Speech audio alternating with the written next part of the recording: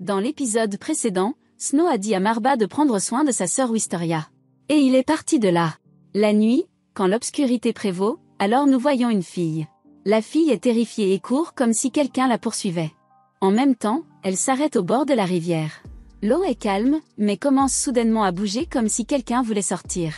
Ses yeux vont éclater, en voyant le monstre colossal.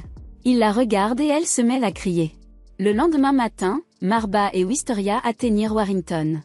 Ils sont venus ici en train, et Wisteria peut localiser cet endroit en reniflant. Elle pense que cet endroit est charmant et heureux de venir ici. En dehors de cela, c'est le même endroit où le meurtre de la fille a eu lieu, mais ils ne le savent pas. Marba regarde les progrès de cette ville, tout cela grâce à l'industrialisation.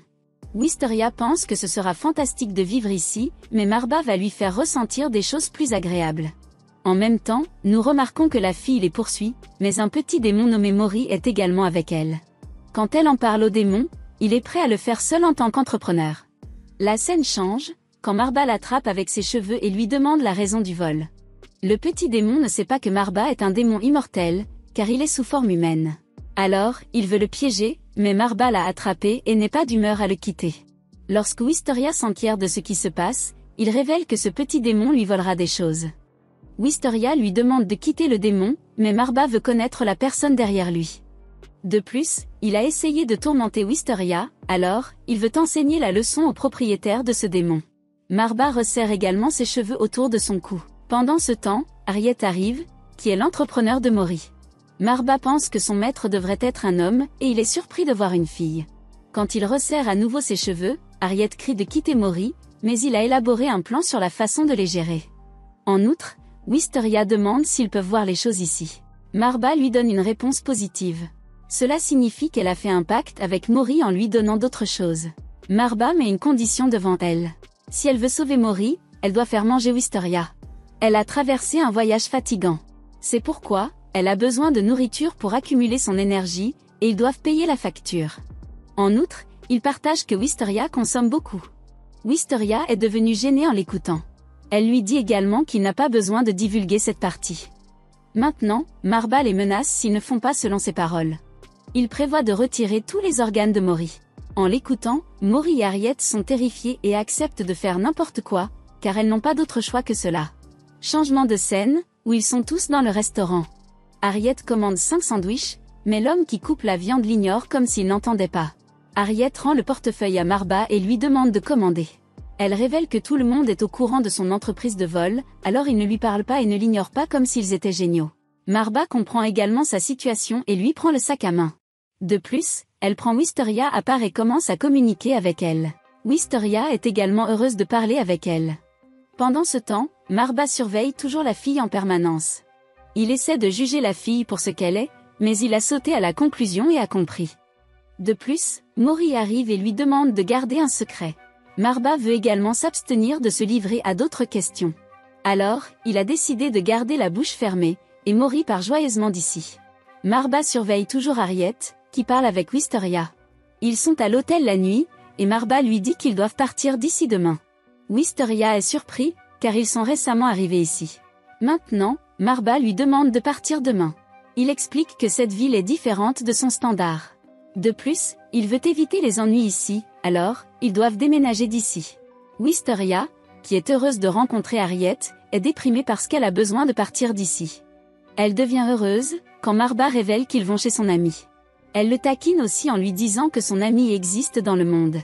Ainsi, Wisteria est curieuse et veut rencontrer la personne le plus tôt possible. En même temps, nous regardons Mori, qui a entendu dire qu'il déménageait.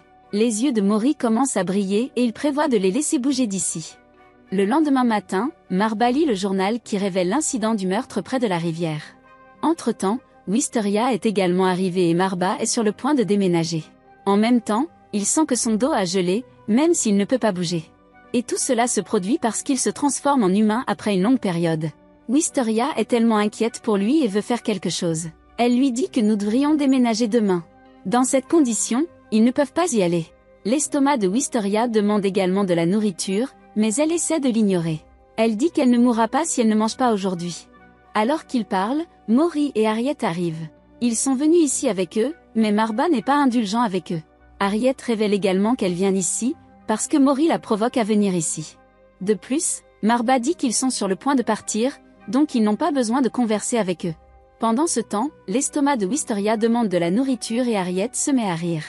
Elle leur demande d'acheter de la nourriture, sachant qu'ils n'ont pas d'argent. Cependant, Mori révèle également que Marba a également l'air épuisé. Il a donc décidé de devenir leur hôte. Marba ne peut pas non plus présenter son objection, car Wisteria a faim et il doit prendre soin d'elle. Quand ils emmènent Wisteria à l'extérieur du bâtiment, Mori la motive à marcher mais a besoin d'éclaircissement, car Marba est absente.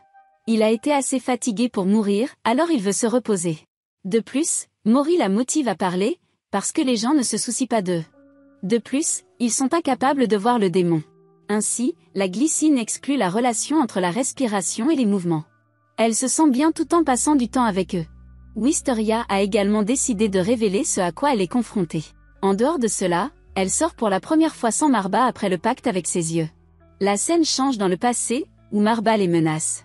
Si quelque chose arrivait à Wisteria, alors il les tuerait.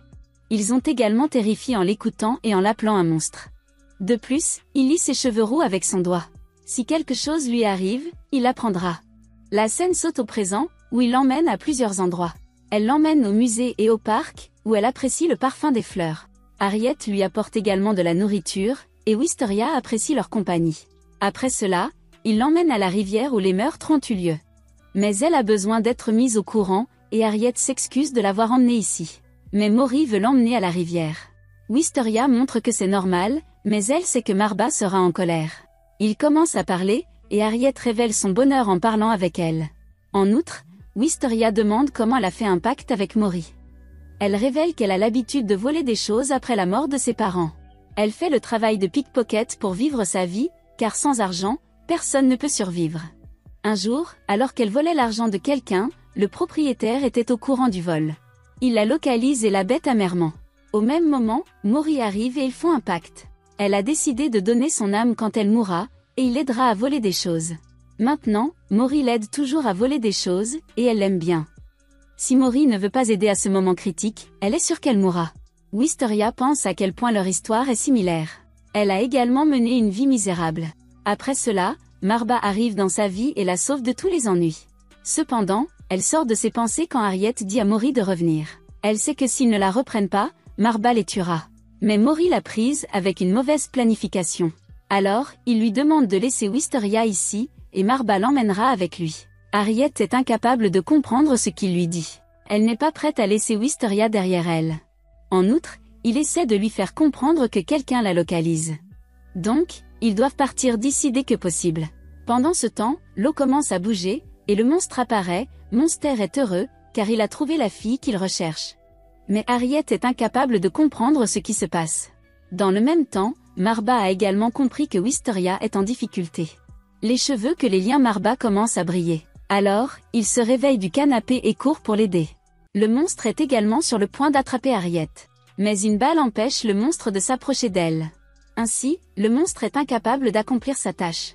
En outre, deux personnalités étranges, qui sont des chevaliers du chevalier de la croix d'épée se présentent.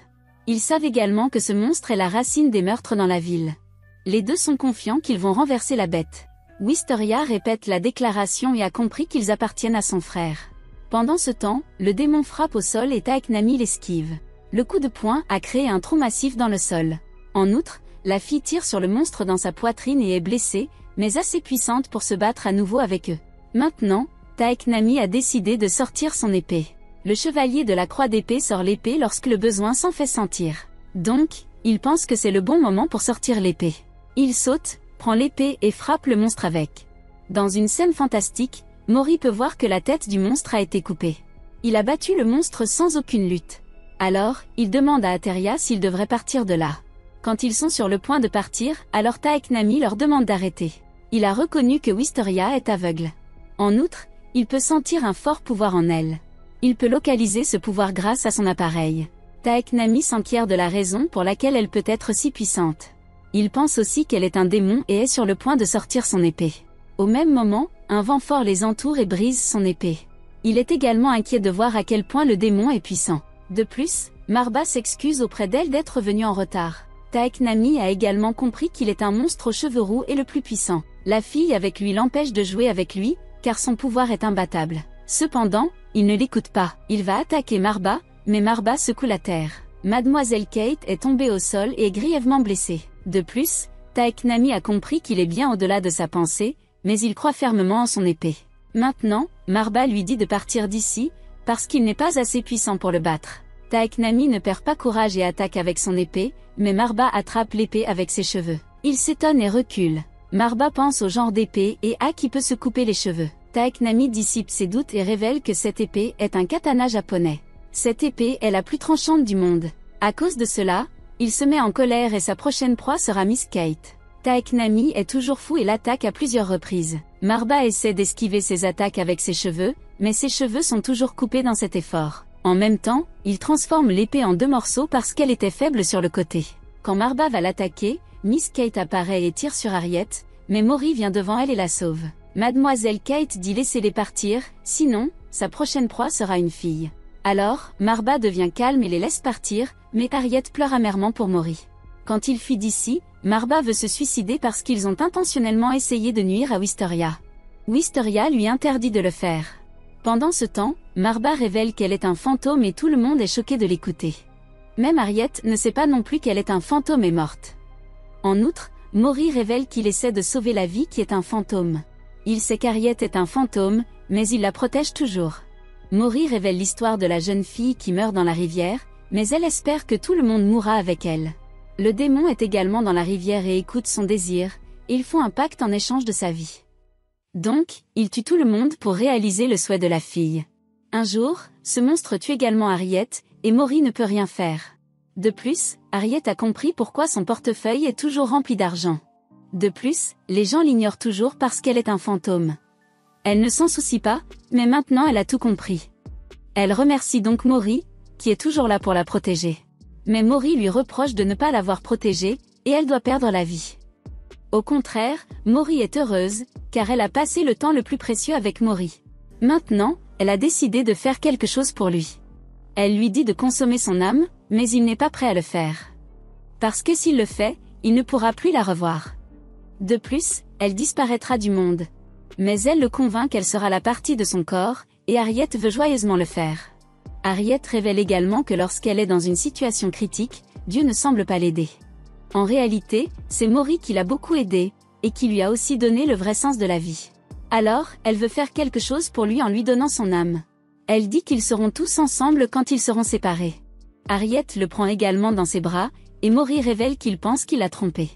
C'est un démon faible et personne ne veut faire de pacte avec elle. Après avoir passé du temps avec elle, il sent que c'est un moment agréable qu'il passe avec elle. Mori pleure continuellement et partage des pensées profondes dans son cœur. Harriet dit aussi que son sentiment n'est pas différent du sien. En même temps, elle commence à disparaître de cet endroit. Quand elle disparaît, il prend son chapeau avec lui et revient. Wisteria se met à pleurer, car elle pense que leur situation est la même. Mais Marvi dissipe ses doutes sur le fait qu'Harriet ait fait un pacte avec un démon faible. Au contraire, elle a interagi avec le démon le plus fort qui peut la protéger. Même personne n'est assez audacieux pour jeter un mauvais œil sur elle. Il a également pitié d'Harriet, qui est partie mais lui a beaucoup appris. Il pense que les humains sont fragiles, mais il crée une connexion avec un démon. Une certaine connexion qu'il ressent pour Wisteria et apprécie également sa compagnie. Marba lui dit qu'Harriet souriait au dernier moment, ce qui est choquant. C'est ainsi que se termine le 3e épisode de l'histoire d'Outcast. Si vous voulez la 4e partie, commentez ci-dessous avec le démon immortel partie 4. Et pour la partie précédente, regardez la vidéo du côté gauche ou vérifiez le commentaire de l'épingle.